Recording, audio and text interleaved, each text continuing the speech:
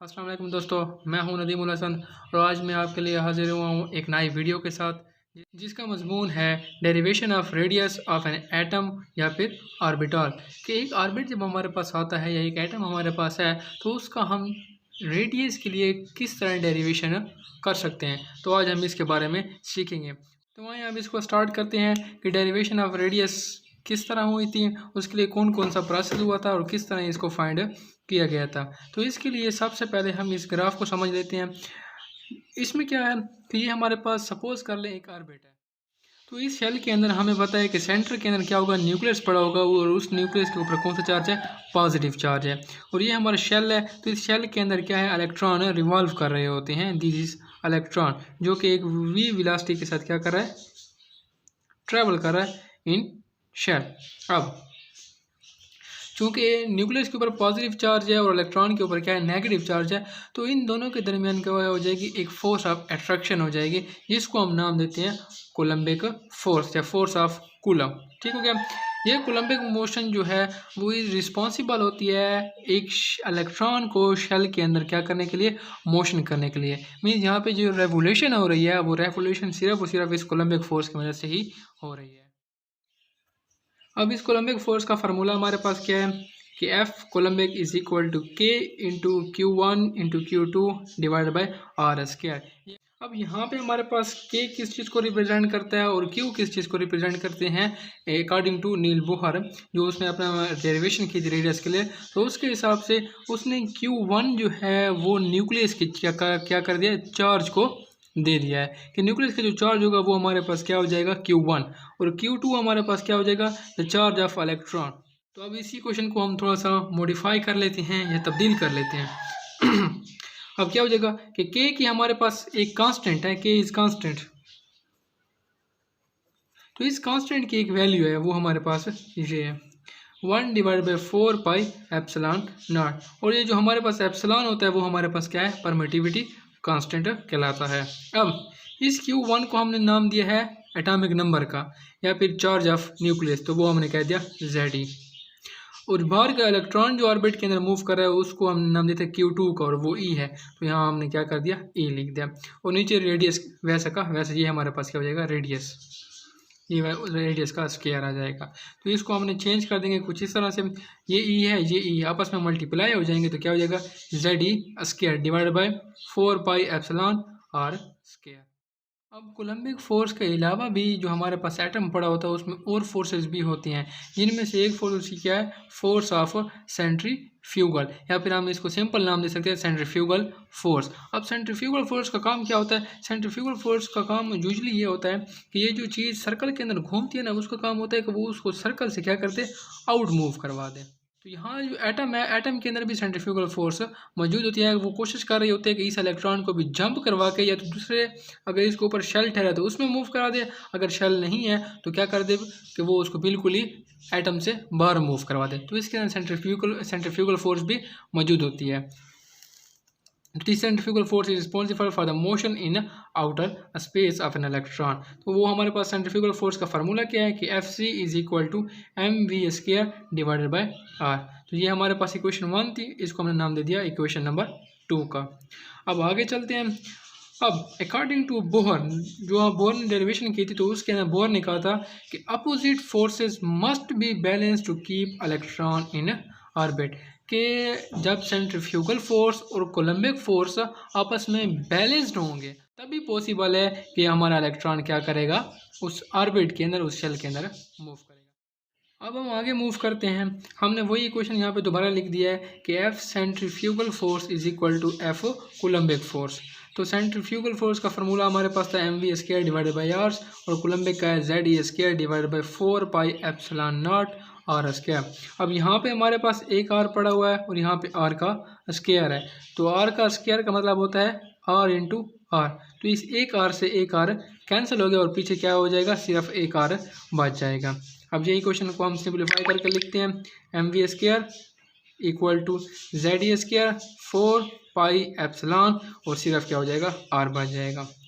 अब हमने जो डेरिवेशन करनी है वो रेडियस के लिए करनी है, तो हम इस रेडियस को इस साइड पे मूव करवा देते हैं और इस एम वी स्क्वायर को क्या कर देते हैं, इस साइड पे मूव करवा देते हैं ताकि हमें रेडियस की इक्वेशन मिल जाए। तो ये यहाँ पे डिवाइड हो रहा है, जब उस साइड पे जाएगा तो क्या हो जाएगा, मल्टीप्लाई हो जाएगा और यही आपस में यहाँ पे मल्टीप्लाई हो रहे हैं, जब वो इक्वल टू के इस साइड पे आएंगे तो क्या हो जाएंगे, डिवाइड हो जाएंगे, एम वी स्क्वायर। अब हमने चूंकि वी स्क्वायर की वैल्यू फाइंड करनी थी, तो इसलिए हमने इसको यहाँ पे एक साथ लिखने की बजाय हमने उसको क्या कर दिया है, 1/v स्क्वायर की शेप में अलहदा लिख दिया है। हमारा मकसद ये है कि रेडियस को फाइंड करने के लिए हमारे पास ये कांस्टेंट चीज़ें जो हैं या हमें मालूम है, बट उसकी वेलोसिटी हमें मालूम नहीं होती है, तो हम इलेक्ट्रॉन की वेलोसिटी फाइंड कर लेते हैं, उसके बाद हमें उसका रेडियस फाइंड हो जाएगा। अब वेलोसिटी के लिए हमें नील बोहर का एक पोस्टुलेट था, वो हमें हेल्पफुल होता है। जब नील बोहर ने अपनी थ्योरी दी थी उसमें उसका जो लास्ट पोस्टुलेट था वो ये था कि angular momentum of an electron is equal to N H divided by 2 pi. तो ये उसका एक पोस्टुलेट था। तो इस पोस्टुलेट्स की मदद से हम यहाँ से वेलोसिटी फाइंड कर लेंगे। तो यहाँ हमारे पास v ठहरा रहेगा, ये दोनों इसके साथ मल्टीप्लाई हो रहे हैं, तो जब वो इक्वल टू के दूसरी साइड पर जाएंगे तो क्या हो जाएंगे, डिवाइड हो जाएंगे। तो ये एम आर इस साइड पे आया तो डिवाइड हो गया, ठीक है।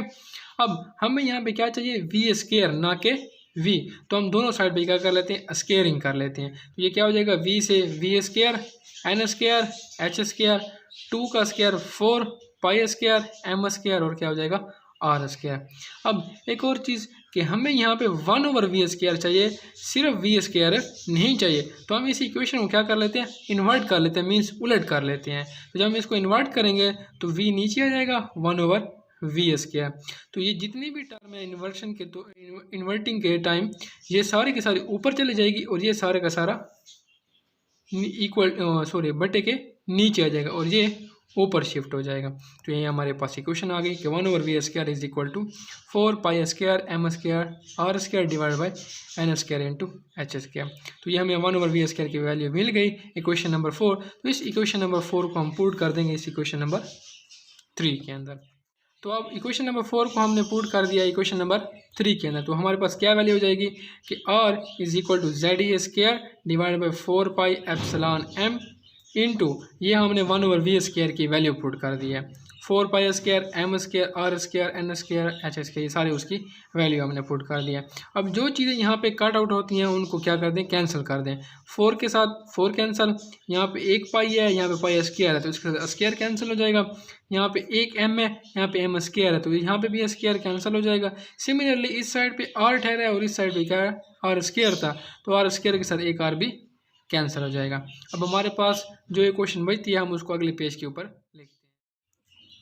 अब प्रीवियस इक्वेशन से हमारे पास बचा क्या है, यहाँ पे आर था तो वो कैंसिल हो गया, तो सिर्फ क्या बच जाएगा 1 into Z E square pi M R divided by epsilon naught N square into H square. अब हमें चाहिए आर की वैल्यू, मीन्स रेडियस की वैल्यू, इस चीज़ की वैल्यू। तो ये सारी जो चीज़ें इस साइड पे उठाई हैं वो किसी काम की नहीं है, तो क्या कर लें, हम इनको शिफ्ट कर लेते हैं इक्वल टू की उस साइड के ऊपर। तो अब ये चीज़ यहाँ पे डिवाइड हो रही है, जब ये इक्वल टू की उस साइड पे जाएगी तो क्या हो जाएगा, मल्टीप्लाई, तो epsilon N square divide by H square. और ये जो चीज़ यहाँ पे ठहरी हुई है सारा आइटम, ये यहाँ पे मल्टीप्लाई हो रहा है, जब ये उस साइड पे जाएगा तो क्या हो जाएगा, डिवाइड हो जाएगा, Z E square pi M. तो ये हमें क्या हो गई, आर की वैल्यू मिल गई है। अब हम क्या करते हैं, इस इक्वेशन को थोड़ा सा सिंपलीफाई कर लेते हैं, क्योंकि बोहर ने जितना भी काम किया था वो सारा का सारा किसके बारे में था, ज़्यादातर हाइड्रोजन एटम के बारे में था, या फिर हम कह सकते हैं उस एटम के लिए था या फिर उस स्पीशी के लिए था जिसके अंदर क्या हो, सिंगल इलेक्ट्रॉन हो। हाइड्रोजन के लिए हमने एटॉमिक नंबर की वैल्यू क्या लगा देती है, Z इज इक्वल टू 1, और यहाँ पे एप्सिलॉन की अपनी वैल्यू है 8.85 करस्टेंट की पावर -11 कूलम पर जोल मीटर, और यहाँ पे हमारे पास H यानी कि प्लांक कांस्टेंट, उसकी अपनी वैल्यू 6.6262 10 की पावर -34 जोल सेकेंड, और हमारे पास चार्ज ऑफ इलेक्ट्रॉन 1.6022 क्रॉस 10 की पावर -19 कूलम, और लास्ट पे हमारे पास जो इस इक्वेशन के अंदर कांस्टेंट पड़ा हुआ है वो हमारे पास है मास, तो उसकी वैल्यू है 9.11 क्रॉस 10 की पावर -18 ग्राम, ये हमने ग्राम के अंदर लिया, किलोग्राम में लेंगे तो -31 हो जाएगा। तो ये जितनी भी हमारे पास वैल्यूज थी इन सारी वैल्यूज़ को हमने इस इक्वेशन के अंदर पुट कर दिया। ये सारी वैल्यू जब हम इसके अंदर पुट करते हैं इस इक्वेशन के अंदर, तो इस इक्वेशन से हमें इन सारे का डेटा क्या मिल जाता है कि 0.529 आर्मस्ट्रॉन क्रॉस एन स्क्वायर, क्योंकि एन स्क्वायर की वैल्यू हमने पुट नहीं की है। तो अब ये सारी वैल्यू हमें इसकी मिल गई। तो अब यहाँ पे आर्मस्ट्रॉन हमारे पास क्या है, आर्मस्ट्रॉन हमारे पास एक किस्म की यूनिट है मीटर की, और ये जो हमारे पास 10⁻⁻10 मीटर होता है ये एक आर्मस्ट्रॉन के बराबर होता है। तो अब ये इक्वेशन हमें ये चीज़ शो करती है कि R is directly proportion to N square, कि जितना भी जो भी रेडियस होगा किसी भी ऑर्बिट का, किसी भी शेल का, वो डायरेक्टली प्रोपोर्शन होगा उसके शेल के नंबर के। अगर हमारे पास सपोज कर ले n इज इक्वल टू 1 है तो उसकी रेडियस अपना होगा, n इज इक्वल टू 2 है तो रेडियस बढ़ जाएगा, n इज इक्वल टू 3 है तो रेडियस मजीद बढ़ जाएगा, because both are directly related to each other. यहाँ पे n हमें शेल रिप्रेजेंट करता है। अगर हम वैल्यू पुट कर देते हैं, let suppose n is equal to 1, या इस इक्वेशन के अंदर सॉरी, तो r इज इक्वल टू 1, 0.2 और 0.529 एन स्क्वायर, वही फार्मूला हमने लगा दिया। इस n की जगह अब हम क्या लगाते हैं 1, तो हमारे पास क्या वैल्यू आ गई 0.529 आर्मस्ट्रॉन। अब हम इसको 2 के लिए करते हैं, n इज इक्वल टू 2, तो इसी एन स्क्वायर की जगह हमने क्या पुट कर देना है 2 पुट कर देना है। तो ये 2 का स्क्वायर हो जाएगा 4, जब इसको मल्टीप्लाई करेंगे तो आंसर क्या आ जाएगा 2.11 आर्मस्ट्रॉन। अब ना n इज इक्वल टू 3 के लिए तो ये क्या हो जाएगा r is 3 is equal to 0.529 3 का स्क्वायर, ठीक हो गया। तो 0.529 इंटू 9, 3 का स्क्वायर इज इक्वल टू 9, तो इसको जब हम मल्टीप्लाई करेंगे तो हमें पास आंसर क्या आ जाएगा 4.76 आर्मस्ट्रॉन। तो ये चीज़ हमें ये सिखा रही है कि जो हमने n की वैल्यू बढ़ाई है, इंक्रीज़ करें, उसी तरह जो रेडियस की वैल्यू है वो भी क्या हो रही है बढ़ रही है। अब अगर इसको हम ग्राफिकली देख लें तो कुछ इस तरह हो जाएगा कि ये हमारा न्यूक्लियस पड़ा हुआ है, इससे ये हमारे पास फर्स्ट शेल है, ये हमारे पास सेकंड शेल है और ये हमारे पास थर्ड शेल है। तो फर्स्ट शेल की वैल्यू देखें, अगर हम इसको अप्लाई करें तो उसके लिए सिर्फ और सिर्फ ये वैल्यू है फर्स्ट शेल, उसकी साइज़ कितनी है 0.529 आर्मस्ट्रॉन। अब अगर हम नेक्स्ट के लिए देखें तो उसका रेडियस क्या हो जाएगा, थोड़ा सा मज़ीद बढ़ गया और उसकी वैल्यू कितनी है 2.11 आर्मस्ट्रॉन। और जब हम n इज इक्वल टू 3 के लिए देखते हैं लास्ट के लिए, तो उसके लिए वैल्यू मज़ीद बढ़ गया 4.76 आर्मस्ट्रॉन। तो इस तरह से आप n की वैल्यू पुट करके रेडियस फाइंड कर सकते हैं किसी भी शेल का, जो भी आप चाहें। तो आज का टॉपिक हमारा यहीं पे ख़त्म होता है दोस्तों, इंशाल्लाह दोबारा मुलाकात होगी।